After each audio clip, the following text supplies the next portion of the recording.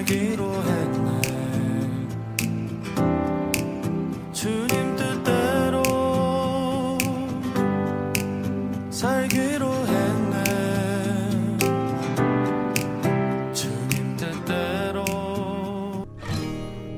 그러므로 이제는 여호와를 경외하며 온전함과 진실함으로 그를 섬기라. 너희의 조상들이 강 저쪽과 애굽에서 섬기던 신들을 치워버리고 여호와만 섬기라. 만일 여호와를 섬기는 것이 너희에게 좋지 않게 보이거든 너희 조상들이 강 저쪽에서 섬기던 신들이든지 또는 너희가 거주하는 땅에 있는 아모리 족속의 신들이든지 너희가 섬길 자를 오늘 택하라. 오직 나와 내 집은 여호와를 섬기겠노라. 하니 백성이 대답하여 이르되 우리가 결단코 여호와를 버리고 다른 신들을 섬기기를 하지 아니하오리니 이는 우리 하나님 여호와께서 친히 우리와 우리 조상들을 인도하여 애굽 땅 종되었던 집에서 올라오게 하시고 우리 목전에서 그 큰 이적들을 행하시고 우리가 행한 모든 길과 우리가 지나온 모든 백성들 중에서 우리를 보호하셨음이며 여호와께서 또 모든 백성들과 이 땅에 거주하던 아모리 족속을 우리 앞에서 쫓아내셨습니다. 그러므로 우리도 여호와를 섬기리니 그는 우리 하나님이심이니이다. 너희가 여호와를 능히 섬기지 못할 것은 그는 거룩하신 하나님이시요 질투하시는 하나님이시니 너희의 잘못과 죄들을 사하지 아니하실 것임이라. 만일 너희가 여호와를 버리고 이방 신들을 섬기면 너희에게 복을 내리신 후에라도 돌이켜 너희에게 재앙을 내리시고 너희를 멸하시리라. 하니 백성이 여호수아에게 말하되 아니니이다. 우리가 여호와를 섬기겠나이다 하는지라. 여호수아가 백성에게 이르되 너희가 여호와를 택하고 그를 섬기리라 하였으니 스스로 증인이 되었느니라. 우리가 증인이 되었나이다. 그러면 이제 너희 중에 있는 이방 신들을 치워버리고 너희의 마음을 이스라엘의 하나님 여호와께로 향하라. 우리 하나님 여호와를 우리가 섬기고 그의 목소리를 우리가 청중하리이다. 인생은 B, birth와 B, death, 삶과 죽음 사이에 C, choice다라는 어느 철학자의 잘 알려진 말처럼 매 순간 우리는 선택의 기로에 놓이게 됩니다. 신앙생활 역시 마찬가지입니다. 하나님을 선택할 것인지 그렇지 않을 것인지 혹은 하나님의 사랑과 말씀을 따를 것인지 그렇지 않을 것인지의 기로에 늘 놓이게 되죠. 여호수아서의 마지막 장인 24장에서 여호수아는 이 점을 이스라엘 백성들에게 다시 한번 상기시키고 있는데요. 앞서 여호수아 23장에서 죽음을 앞두고 백성들의 지도자들에게 유언을 남겼던 여호수아는 오늘 본문 24장에서는 온 이스라엘 백성을 세겜 성읍으로 불러 모아서 마지막으로 당부를 남깁니다. 세겜은 남쪽에 있는 그리심 산과 또 북쪽에 있는 에발산 사이에 위치해 있는 성읍입니다. 앞서 여호수아 8장에서 여호수아는 신명기 27장에서 모세가 명령했던 대로 백성들을 둘러 나눠 각각 그리시산과 에발산 앞에 서게 했습니다. 그런 후 그리심산에서는 축복하는 율법을 선포하고 에발산에서는 저주하는 율법을 선포하게 했습니다. 백성들이 하나님을 섬기면 하나님이 약속해 주신 대로 축복을 받게 될 것이지만 그렇지 않으면 하나님께서 경고하신 대로 저주를 받게 될 것이라는 점을 일깨워 주었죠. 오늘 본문인 여호수아 마지막 장에서도 여호수아는 이 그리심산과 에발산 사이에 자리 잡고 있는 세겜으로 백성들을 불러 모아 축복과 저주 이 두 가지 선택이 그들 앞에 놓여 있음을 다시 한번 일깨워주고 있는데요. 오늘 본문 15절 말씀입니다.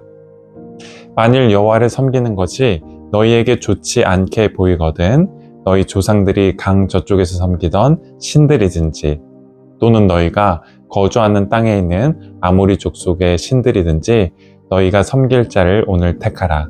오직 나와 내 집은 여호와를 섬기겠노라 하니.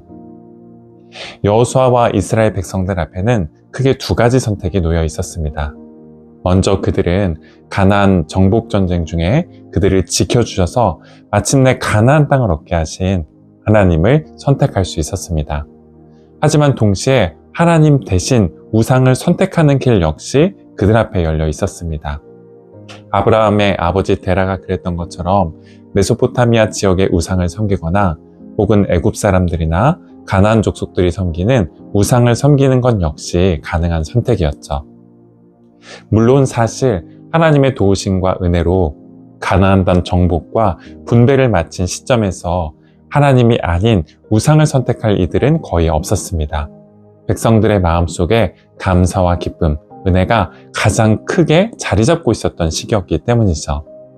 그래서 오늘 본문 16절과 18절, 21절과 24절 이렇게 무려 4번에 걸쳐서 백성들은 자신들이 오직 하나님만을 따르고 섬기겠다라고 반복적으로 다짐하고 맹세하게 되는데요. 그런데도 여호수아는 왜 이 문제를 계속해서 언급했던 것일까요? 얼마 지나지 않아 백성들 중에서 여전히 하나님과 우상 사이에서 머뭇머뭇하게 될 이들이 있게 될 것을 염려했기 때문이었습니다. 어떤 선택이 축복이나 저주로 이끌어 갈 것인지를 뻔히 잘 알고 있으면서도 얼마 지나지 않아 어리석은 선택을 하게 될 이들이 있게 될 것을 염려했기 때문이었죠. 오늘 본문 19절과 23절 말씀입니다. 여호수아가 백성에게 이르되 너희가 여호와를 능히 섬기지 못할 것은 그는 거룩하신 하나님이시오 질투하신 하나님이시니 너희의 잘못과 죄들을 사하지 아니하실 것임이라. 여호수아가 이르되 그러면 이제 너희 중에 있는 이방 신들을 치워버리고 너희의 마음을 이스라엘의 하나님 여호와께로 향하라 하니. 여호수아는 백성들이 아무리 반복해서 다짐을 해도 여호와를 능히 섬기지 못할 것이라고 경계했습니다. 하나님을 섬기겠다는 선택이 단 한 번의 결단이나 헌신으로 쉽게 이루어질 수 있는 일이 아니었기 때문입니다.